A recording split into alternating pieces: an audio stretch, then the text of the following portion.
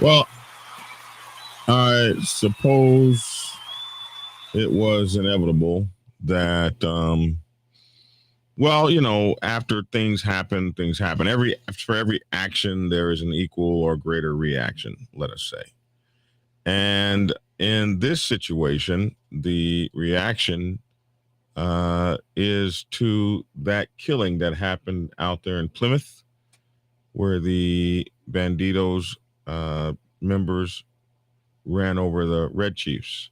Seems like now British motorcycle clubs, as they term it, Hell's Angels style biker gangs, wow, are signing up former squaddies after the death of David Crawford, who was that member that we were talking about. So this is going to be interesting. It looks like motorcycle clubs in the area are beefing up their numbers and the kinds of people they're recruiting. Stands to reason. We'll talk about it after this.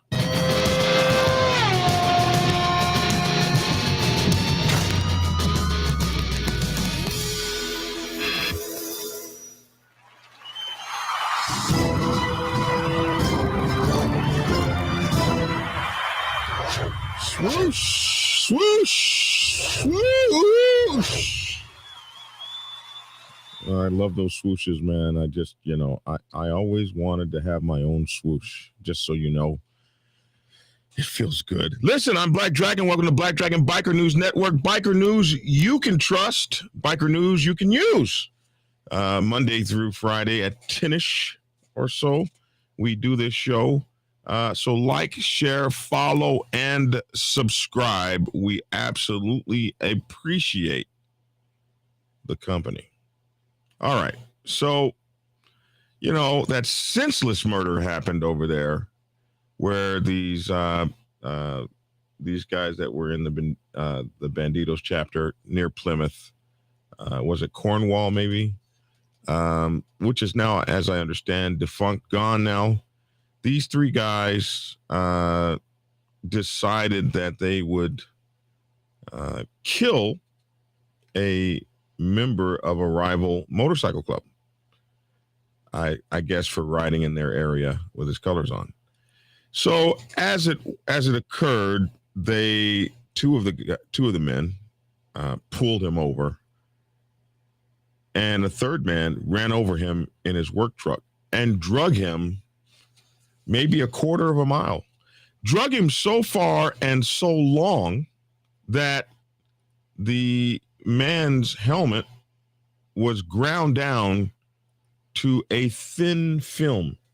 So, your helmet starts off like, so thick, and they just drug him down the road into, you could almost see through the helmet, killing this man horribly. Now, they got a total of 20 years in prison.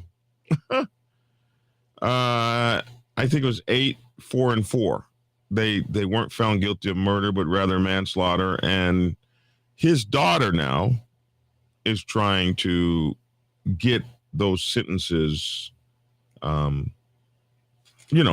lengthened. And so what she's doing is she has a petition. And I showed that petition a couple of days ago on my channel, not a couple of days ago, but last week. She's only got 28 days to fill this petition. So it would be good if those of you who were like-minded went and signed that petition. I asked her, what could an American do? And she said, the more signatures, the better. So that is something that you could do to help her. Now, let's pull up the story. Now, I don't know how the Hell's Angels get assigned to this. I mean, how does this become a Hell's Angel story? But, that's the problem with having one of the most recognizable motorcycle club names in the world. It's like people drinking Cokes, but actually they're knee highs. Or let's go have some Cokes, but actually we're drinking Pepsis. That's just how it is. So if you are a so-called biker gang, somebody's going to affix the term Hell's Angels on you sooner or later. And here we have it in this story. Hell's Angel style biker gangs signing up former squaddies after David Crawford's death. This is from the Plymouth Herald over in UK. It comes after 3 Bandidos Plymouth. Okay, so they were the Plymouth chapter. It comes after 3 Bandidos Plymouth chapter members were convicted of manslaughter of a rival biker named David Crawford. Stories written by Scott Hesketh and Evie Coffey. So for my listening audience, it shows, I believe this is a picture of David Crawford, who was with the Red Chiefs, and maybe that was the Cornwall chapter, since he's got Cornwall on his chest. Hell's Angel-style biker gangs are recruiting combat-ready ex-squaddies in a bid to boost their ranks. It comes after 3 ex-servicemen, and I didn't know that these guys were ex-servicemen who joined a chapter of the notorious Bandidos, were found guilty of killing a biker in May of last year after he was seen on their patch. I guess their soil of ground. The Bandidos Plymouth chapter members, Benjamin Perry, 42 years old, Chad Brading, 36, and Thomas Pauley, 32, were sentenced to prison for the manslaughter of 59-year-old David Crawford. The grandfather of the, the grandfather of the Cornwall-based Red Chiefs was hit from behind by a van on the A38 on slip at the St. Boudreaux interchange. He was pinned under the van and dragged underneath until Perry turned off at the next junction, about almost a kilometer away, as reported by the Daily Star. A former detective in the Northwest Regional Organized Crime Unit, who asked not to be named, stated that the biker gangs represent a big draw for veterans, meaning that veterans are drawn to biker clubs. They call them gangs. We call them clubs in big numbers. And we know that. We see that here in the United States, that many veterans are drawn to the camaraderie and friendship of biker clubs. Okay. So he says that's a big draw for biker clubs and for struggling veterans. And I suppose by struggling, he probably means, all the things we go through, from PTSD to loneliness, et cetera, et cetera. So the formation, the way biker clubs are put together is a big draw for folks like us. We want a part of that. He said people who have fought for their country possess all the attributes biker gangs prize. Oh, I do prize my brothers. I wouldn't think I was a biker gang, but one Afghanistan vet told the Daily Star he joined a chapter of the Bandidos, and he told them how he did it. He said, I was struggling with my mental health and severely lacking any kind of direction or purpose. There were a few things I had to do to show my worth. Let's just say you earn their trust. Yeah, we call that prospecting. No big thing. It's now a common path for ex-squaddies. And I guess a squaddie over there is an ex-military person. You get a sense of being part of something again. Absolutely. Now, this picture they're showing is the vest of David Crawford.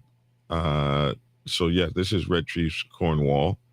He's got the 1%er. Just something that for you to know, if you don't get to wear a back patch if you're a motorcycle club in the UK, unless you're in a 1% motorcycle club.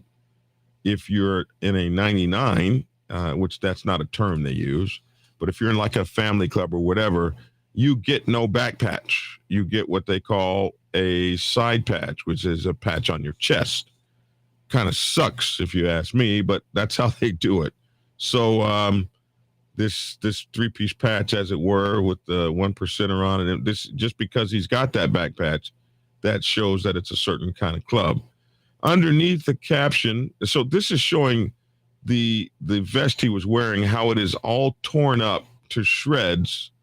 And I think this is not just the vest, but the coat he was wearing with it and the shirt. They put it on a mannequin just to show you how torn up it was and how horrible and horrendous his death was. And underneath it, they said the colors, motorbike jacket, and vest worn by Mr. Crawford after he had been dragged under Perry's van along the 838. So that's how gruesome and horrible it looked. A home officer's, let's see, he said he wanted to be a part of something again. A home officer pathologist statement released earlier this month noted how his black motorbike helmet was eroded flat, as I told you guys earlier, on the left side. In addition, abrasions and lacerations were found of varying severity to his head, neck, both arms, torso, and both legs. Internally, his chest had suffered multiple rib fractures, and both his lungs had suffered multiple punctures caused by fractured ribs. Mr. Crawford suffered lacerations across the right side of his heart. Damn. He also suffered tears to his liver and spleen, as well as 3 fractures to his pelvis. The pathologist said his injuries could be accounted for if the wheel of the van had driven over his torso as well. So in this story, it doesn't look like they finished the story. Interesting that they jumped from there to there, and that's the end of the story. Man, I should read these things more carefully. But their point is that clubs are now beefing up with new kinds of members to get ready for the altercations they may have to face, which, I mean, it makes sense, doesn't it? That you want to be prepared for anything you may face. You want to bring the most, if you're in a situation where you need muscle, you want to bring in the muscle. Motorcycle clubs have done this, especially here in the United States. There was one big club that had to fight a major gang, and they beefed up their numbers as well, even dropping some of their requirements because they needed to get those numbers up to be ready to take on this big major real live gang that they had to face. So it's not uncommon that clubs do what they got to do. You get the best members you can based on what you need. Like if you are a real estate motorcycle club, then you're going to get real estate financial gurus in your club to help you do the real estate thing. Somebody says there are non-1% back patch clubs popping up all over the UK right now, Black Dragon. So you don't know everything. And wow. I guess, of course, that we see that here in the United States as well. Indy the Caddy said there are non-1% back patch clubs popping up all over the UK. And that is because all of the things that used to run what we did in bike clubs, those things are being challenged. And it's not so much anymore. Those guys found out that ran over David Crawford, that everything is under watch. Everybody's got a damn cell phone. There's cameras in your work truck. And so this idea of running up on people and telling them you can't wear a back patch and we're going to hurt you if you do, and it's just winding you up in straight to the calaboose, we call it, prison. So now with that hole being formed, a vacuum is created, and what you're seeing now is a bunch of clubs running into it. Like, you can't stop us from wearing a back patch, we'll call the police on you. And you'll go to jail. To jail without any bail, to jail. You guys probably don't know that song, Fat Boys, 1980 something. Anyway, moving forward. So it doesn't surprise me that that's happening. Indy Caddy called them affiliate MCs. It doesn't surprise me that that's popping up. Steve Easy Manning says, I remember when I was younger, I was a South Sider and a certain club recruited a bunch of these Southsiders into their club. It did not work out so well. Yeah, because sometimes mixing gang culture and motorcycle club culture doesn't necessarily work. What happens is the older cats like me start to find out we're getting outvoted and stuff like that. And the stronger culture takes effect. And we've seen this in motorcycle clubs here in the United States as well. When you start mixing cultures or you start bringing in the gang members or whatever from the various gangs and they start coming into the club, they come with their culture. And if they start to get more voters than you have and they start bringing in more, you'll watch the stronger culture will take over. And the stronger culture is the culture that has the most voters and the most people and the most new blood. And so it is it's not unexpected that this happens with the mixing of the cultures. And the motorcycle club world has many cultures mixed with it. There's Masonic culture, there's cowboys from the Old West culture, there's a lot of gang culture is now mixed in. There's knights in shining armor kinds of culture. All these kinds of cultures have mixed into the motorcycle club world. In many of the mafia culture, many of the things that we do, like for instance, not speaking to the police no matter what. This is old mafia culture and stuff like that. So we got a lot of cultures in us that eventually the stronger ones come to the top. Snook the Crook says, yeah, 1% can't be 1% anymore because people catching extortion charges and things. So the long-standing rules and regulations can't be upheld or aren't with these younger guys. No. And they're grabbing the culture and doing the best thing that they can do to it. Is this Janice Crawford, Mr. Crawford's daughter? The only danger to everyone is Bandidos, she says. So I believe this is his daughter. In fact, I'm pretty sure that it is. And we are absolutely very sorry for your loss. If you could give us the that website for that petition, I'll put it back up so that everyone can see it. And I can tell you that for me, it's very tough dealing with speaking to the children and loved ones as I do these news stories every day. Sometimes I'll get in a corner and just, break down for a minute because the stories are so sad and so unbelievable that you just don't know.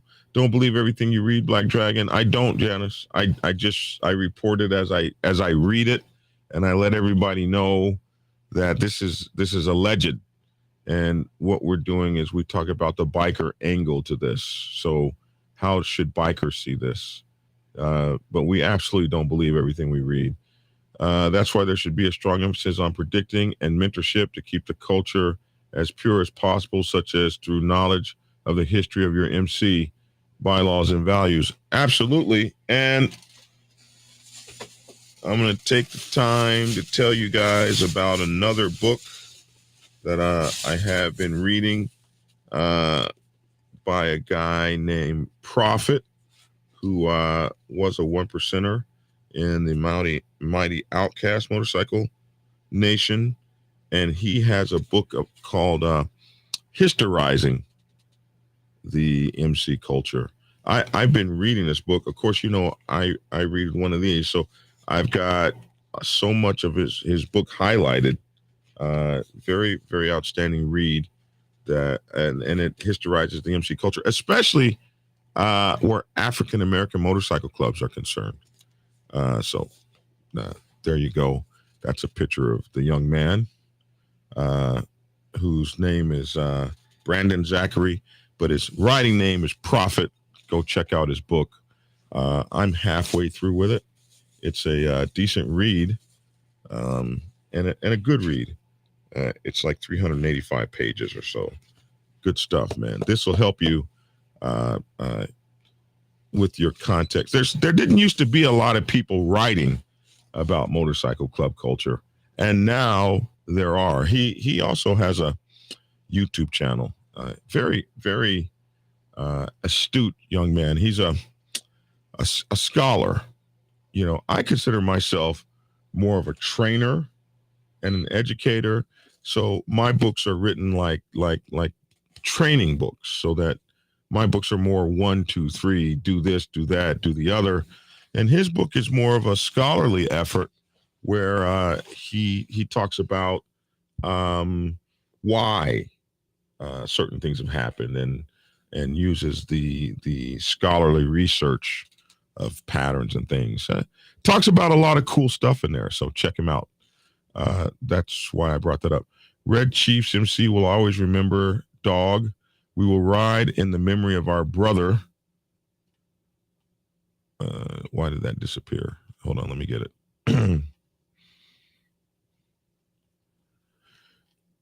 Okay, here we go. Red Chiefs MC will always remember dog, which was his riding name. We will ride in the memory of our brother every year. You cannot destroy us. Chiefs forever, forever Chiefs. So, man, I feel it way over here in the United States. I feel and have felt the passion and the power, and the heartbreak in this family and his brothers. And I just want to tell you guys, I hurt for you. So many of us in the biker club community hurt for you guys, and we really are pained at what has happened, and we're against it. None of us agree with that sort of thing. I am looking up. Yeah, here it is. Here, I think I found it. Okay, I'm going to put this up for you guys real quick. Let me slide this over here. This is the petition. I just went to my email and found it. This is the petition Janice Crawford has sent. They need 2,500 signatures. And it's, let me put here, I'm going to put this in the comments there. So this is the petition where you can go, and I'm going to also put this in the description box in this and pin it in the comments. So I don't think they have a whole lot more time, but they've got 2,018 signatures. They're trying to get 2,500. And this is where you can go to sign this. Now, the purpose of this is for the, I hate saying I'm trying to stop that. The purpose of this is to get the sentences rethought, re-examined, re-looked at, and perhaps lengthened. They got Benjamin Perry got 12 years. He must have been the guy who actually ran Mr. Crawford over. Then you have Thomas Polly, who got 4 years, and Chad Braden got 4 years. So, but if you look at that video, and I've seen the uncut version, it was horrible the way this man was murdered. I don't know why it was only viewed as manslaughter. Those are laws and things, how laws work and rules work. But to think about, did I not put this up? Yeah, let me do it. There we go. To think about, to see that video, you just can't imagine that they would only get, 12, 4 and 4 years. Maybe the judge thought, well, he would divide 20 years among them. I don't know. It's kind of crazy. Anyway, here's a picture of him. And this is an application to the Attorney General for undue leniency for David Crawford killing. And down on the bottom here, they say, we only have 28 days to appeal this case to correct this miscarriage of justice. So this petition is starting to get close to that date. they're looking for 2,500 signatures. They only got 2,000. And they call this justice for David Crawford. This tells a little bit about, it doesn't go into detail, but it tells a little bit about how he was killed and what the sentences were. And it gives you an opportunity to sign the petition with your email address. So help them get to 2,500 signatures, which is what they're asking for. They've only got 2,000, so they need about 488 or so more signatures to get to their petition number that they're trying to get to. Anyway, it's just terrible, and we've got to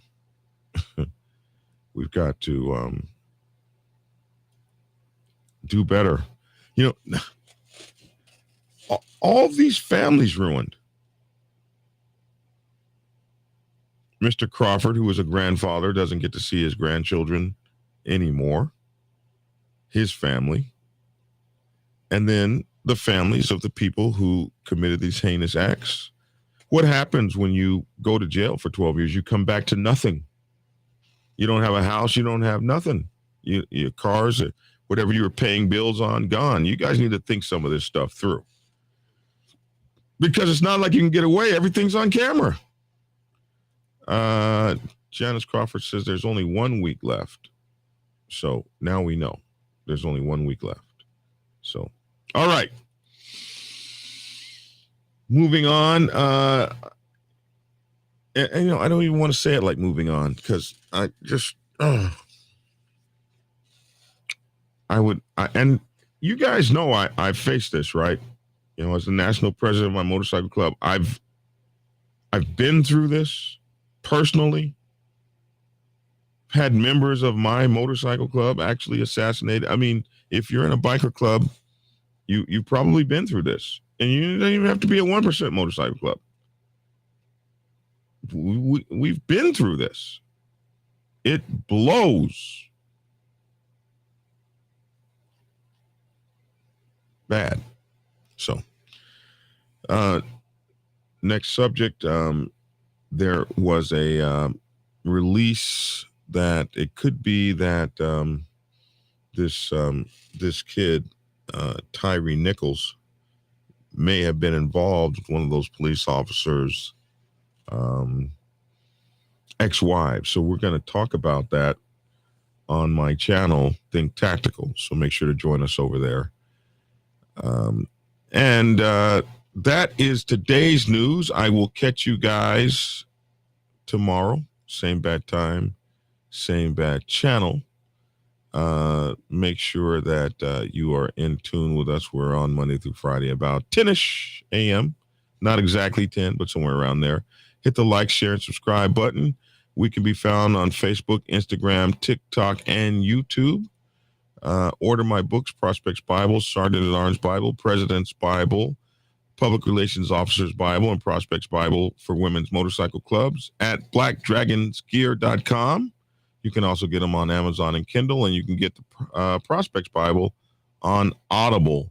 Our daily podcast is the Dragon's Lair Motorcycle Chaos, the Dragon's Lair, LAIR, Motorcycle Chaos, where you get these same shows over on the podcast where you can download them and all that thing. Join us on Discord. The link is in the description box below. If you need to get in touch with me, it's Black Dragon at blacksabbathmc.com. Black Dragon at blacksabbathmc.com. I would like to thank you all for tuning in. Janice Crawford, we are absolutely honored to have you on the show, and we are so sorry for your loss. And Red Chiefs Motorcycle Club members, we are sorry for your loss as well. As you have seen in the comment section, so is our YouTube and Facebook and family here online. So we send our prayers and our condolences your way, and we hope that you find some peace in your very tragic loss. And and we hope that you also get the justice that you're looking for. All right. I'm Black Dragon. That's my 2 cents. Love to hear your 2 cents in the comment section below. See you guys tomorrow. Thanks for tuning in. Keep up those New Year's resolutions. It's only been a month. Thanks for tuning in and get skinny. Hey, subscribers. Whenever you are in Macon, Georgia, you have to get over to my Motorcycle Club Brothers Cigar Lounge. Haley's Cigar Lounge on Ingleside Avenue has a night or several nights just right for you. Monday night football kicks off the week. Wednesday is whiskey night. Thursday, ladies night. Saturdays are make your night. And wrapping up the weekend, it's Sunday football. Haley's is closed on Tuesdays. Enjoy the friendly atmosphere at Haley's. Hang out at the bar or outside on the patio. They can also host your small events. Haley's Cigar Lounge, 2308 Ingleside Avenue in Macon, Georgia. Be sure to tell them Black Dragon sent you.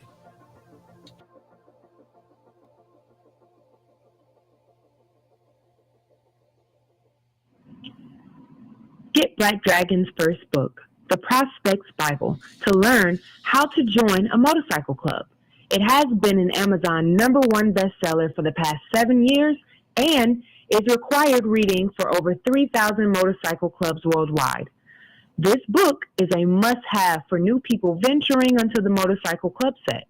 It will teach you how to prepare yourself for service to the motorcycle club nation and show you how to qualify a motorcycle club to be worthy of your service. Available on Amazon, Kindle, and for order at your local bookstore. Get your autographed copy at blackdragonsgear.com. Be the best motorcycle club prospect you can be. Get the book.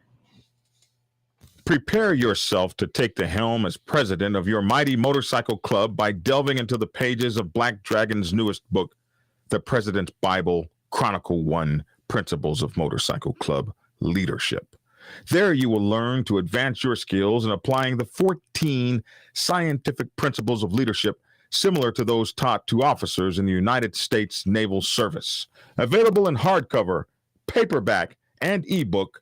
Get yours today on Amazon, Kindle, or order it at your local bookstore. Order your autographed copy from blackdragonsgear.com. Be the best motorcycle club president you can be. Get the book.